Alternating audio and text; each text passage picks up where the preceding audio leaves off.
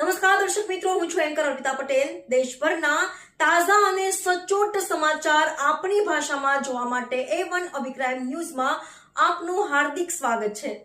હવે જોઈએ મુખ્ય સમાચાર. આજરોજ માતાના મઢ ખાતે ગુજરાત સરકારના કેબિનેટ શિક્ષણ મંત્રી ડોક્ટર પ્રદ્યુમન વાજા સાહેબે આશાપુરા માતાજીના ચરણોમાં દર્શન કરી સંધ્યા આરતીનો લાભ લીધો હતો.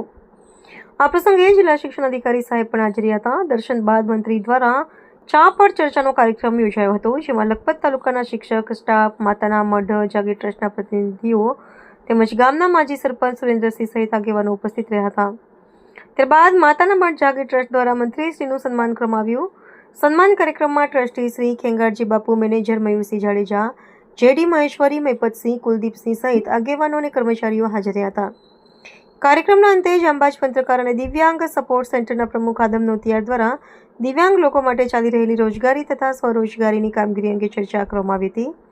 આદમ નોતિયારની સતત મહેનત અને માતાના મઢના માજી સરપંચ સુરેન્દ્રસિંહના સપોર્ટ તથા સહયોગથી લખપત તાલુકામાં અનેક દિવ્યાંગો આત્મનિર્ભર બન્યા હોવાનું રજૂ કરવામાં આવ્યું, જેને મંત્રીશ્રીએ બિરદાવ્યું હતું. રિપોર્ટર ભરત ઠાકોર, કચ્છ.